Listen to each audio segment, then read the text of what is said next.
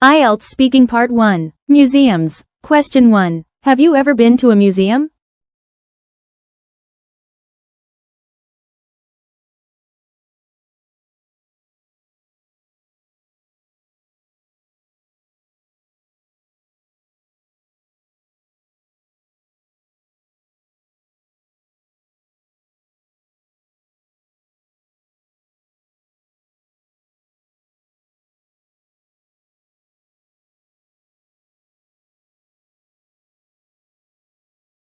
Model answer. Band 6 answer. Yes, I have been to museums a few times. I remember visiting a history museum when I was a student. It was interesting but also a little difficult to understand everything. Band 7 answer. Yes, I have visited museums several times, especially when I was in school. For example, I went to the Tokyo National Museum, where I saw many old artifacts and traditional paintings.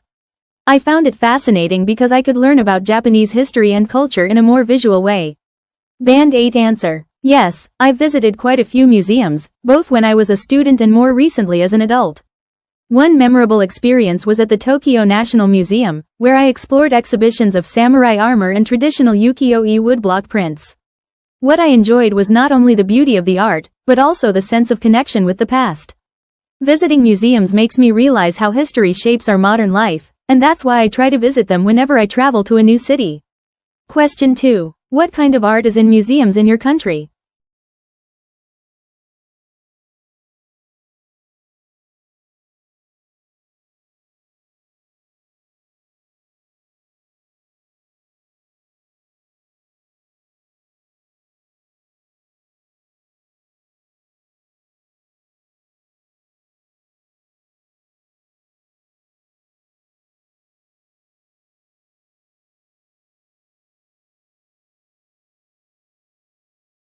Model answer. Band 6 answer. In Japan, museums usually show traditional art like old paintings and pottery. Sometimes there are modern art exhibitions too. Band 7 answer. In Japanese museums, people can find both traditional and modern art. For example, traditional calligraphy, pottery, and kimono designs are often displayed. At the same time, many museums also organize special exhibitions of modern artists, so you can see a mix of old and new styles. Band 8 answer. Japanese museums usually offer a rich variety of art, ranging from ancient to contemporary. For example, visitors can see traditional arts like ukiyo-e, calligraphy, and ceramics, which reflect Japan's long cultural history. At the same time, museums also feature contemporary works, such as digital art or experimental installations. A famous example is Team Lab Borderless in Tokyo, which blends technology and creativity. I think this combination of old and new is what makes Japanese museums so unique. They highlight tradition while also embracing innovation. Question 3. Did your parents take you to museums as a child?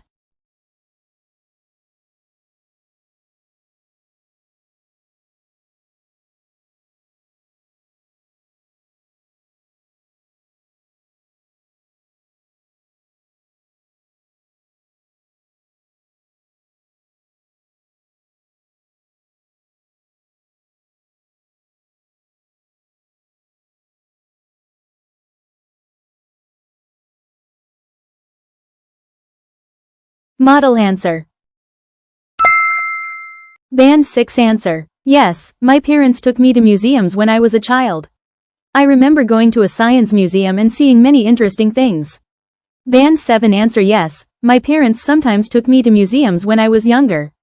For example, I went to the Science Museum in Osaka, and I remember enjoying the interactive exhibitions. They made learning fun, so even though I was a child, I could understand and enjoy it. Band 8 answer. Yes, I was lucky that my parents took me to different museums when I was growing up.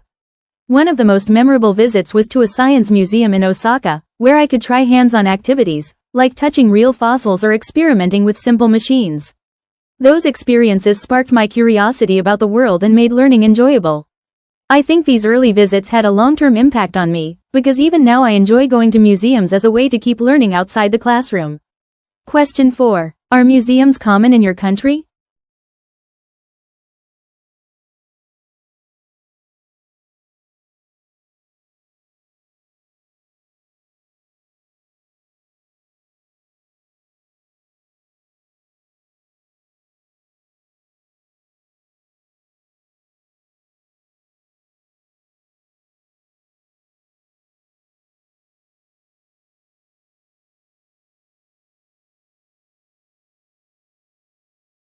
Model answer. Band 6 answer. Yes, museums are common in Japan. There are many in big cities like Tokyo and Kyoto. Band 7 answer. Yes, museums are quite common in Japan, especially in major cities. For example, Tokyo has many museums for art, history, and science. Smaller towns may have local museums too, which show the history and traditions of that area. Band 8 answer. Yes, Japan has a wide range of museums, both in large cities and in smaller towns. In Tokyo, there are major institutions like the National Museum and the Edo Tokyo Museum, which attract many visitors. But even in rural areas, you can often find small local museums that preserve regional traditions, such as folk crafts or festivals. This shows that museums are not only for tourists, but also for local communities to protect and share their cultural identity. IELTS Speaking Part 2. An open person you know. Describe a person who you think is very open. You should say, who this person is, how you know this person, why you think this person is very open, and explain how you feel about this person. You have 1 minute to prepare.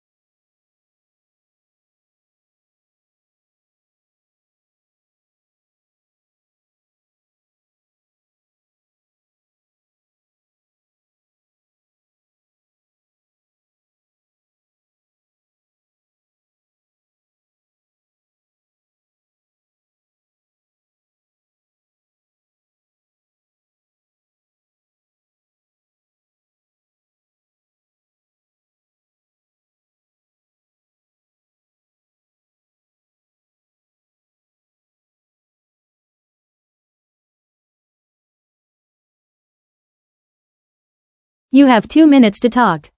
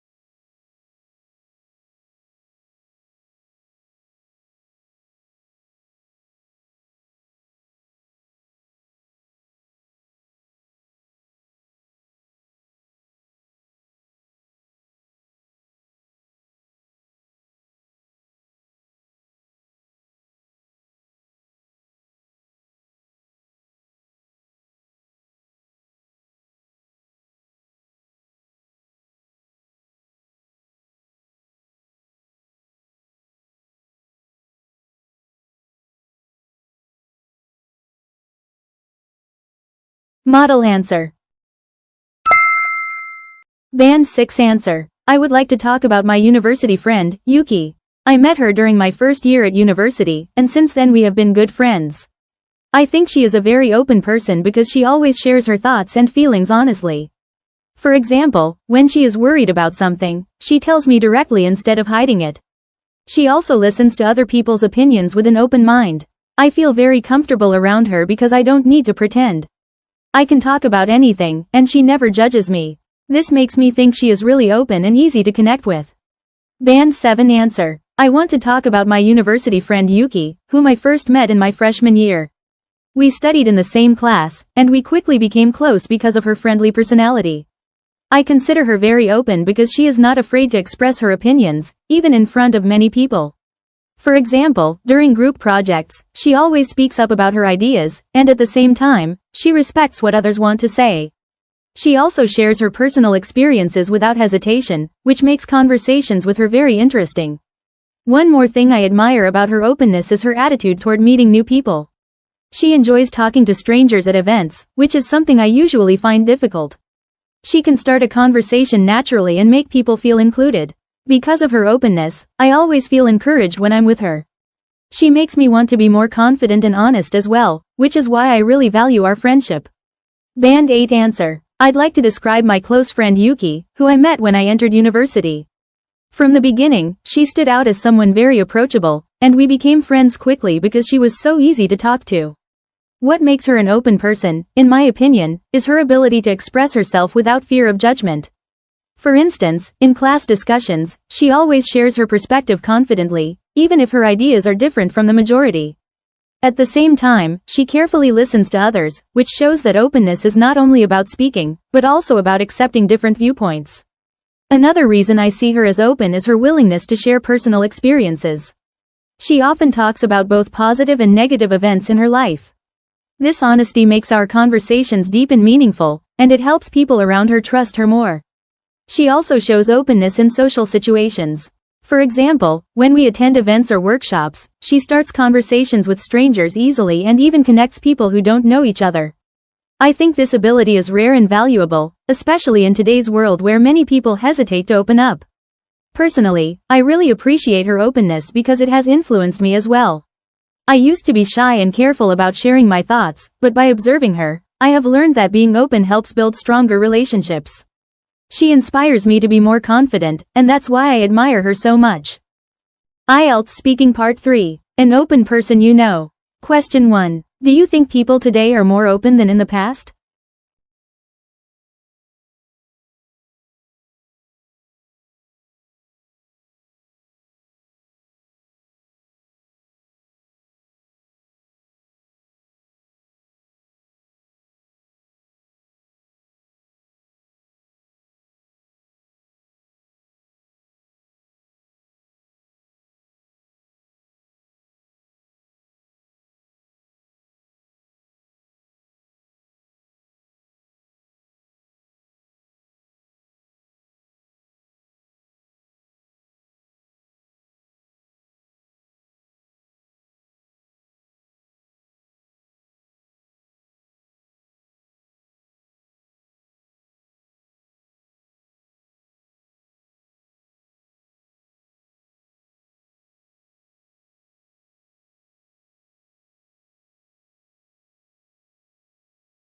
Model answer. Band 6 answer. I think people today are a bit more open than before because of social media. People share their opinions online more easily. But at the same time, some people still keep things private. Band 7 answer. Yes, I do think people nowadays are more open than in the past. With social media, many people are used to expressing their daily life, feelings, or even political views. For example, in Japan, it's now common for young people to post their thoughts on Twitter or Instagram. However, I think older generations may still prefer to keep their opinions private. Band 8 answer. I strongly believe people today are more open, especially due to globalization and social media. Unlike the past when opinions were mostly kept within close circles, people now share openly with strangers across the world. For instance, Japanese students studying abroad often post about their experiences online, something that was much less common decades ago. At the same time, this openness has also encouraged cross-cultural understanding, though it can sometimes create conflicts when opinions clash. Question 2. Do you think being open is always a good thing?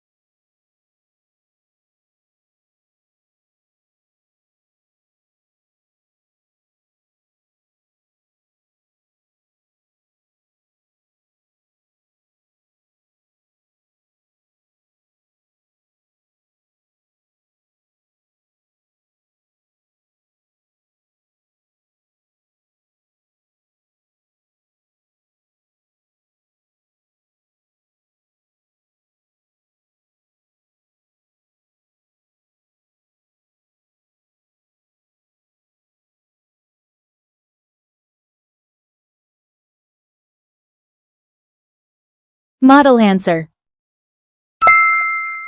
Band 6 answer. I think being open is good because it helps people connect. But sometimes, if you are too open, people might judge you or misunderstand you. Band 7 answer. I feel that openness has both positive and negative sides. On one hand, it can help people build trust and make friends easily. For example, if you share your ideas in class, teachers and classmates can understand you better.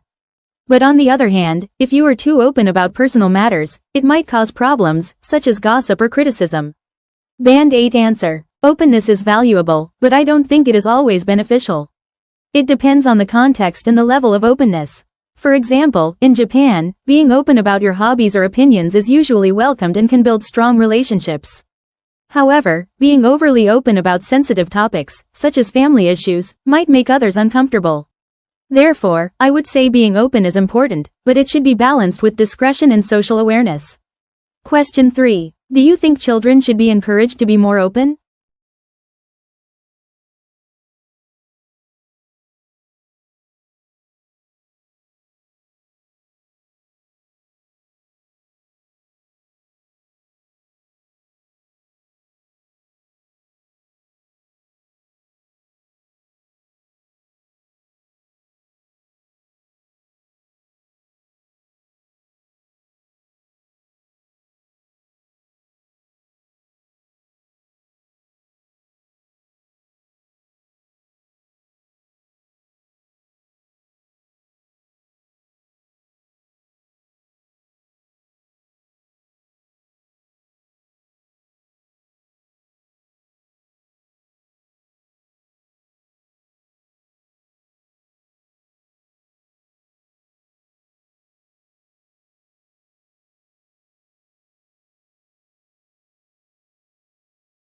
Model answer. Band 6 answer. Yes, I think children should be encouraged to be open. If they are open, they can say what they need and make friends more easily. Band 7 answer. I think children should be encouraged to be open because it helps them develop communication skills. For example, when children in school share their ideas in group activities, they can learn from each other and also feel more confident. But I also think teachers should guide them on what is appropriate to share. Band 8 answer. I definitely believe children should be encouraged to be more open, but in a guided way. Encouraging openness can help them build confidence and critical thinking skills. For instance, in Japan, schools often have class discussions where children are asked to share opinions about social issues, which helps them express themselves. However, it's also important to teach boundaries, so that children understand the difference between being open and oversharing. This balance allows them to grow into independent and socially aware adults. Question 4. How can being open help people at work?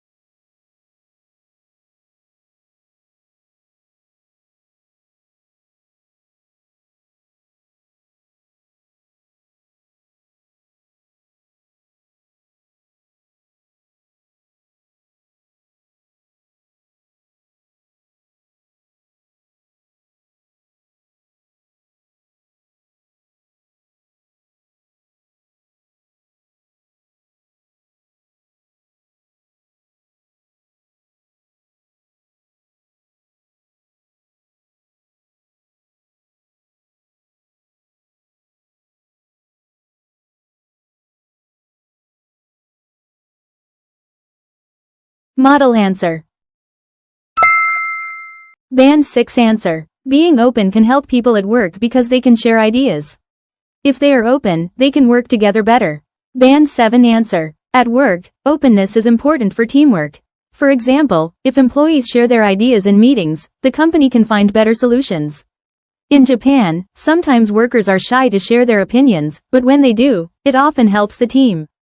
Band 8 answer. Openness in the workplace can lead to innovation and stronger collaboration. For example, in Japanese companies, where hierarchy is quite strong, younger employees who dare to speak openly often contribute fresh perspectives.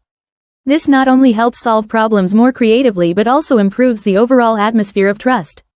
Of course, it's also essential to maintain respect while being open, so that communication remains professional and constructive. congrats on making it to the end of this video, and kudos to you if you did all that practice. You are amazing. If you have any questions, feel free to comment down below. And you can also add my official LINE account that's in the profile. And if you do this, then I can send you a free phrases guide that you can use for your practice. All right, happy studying. See ya.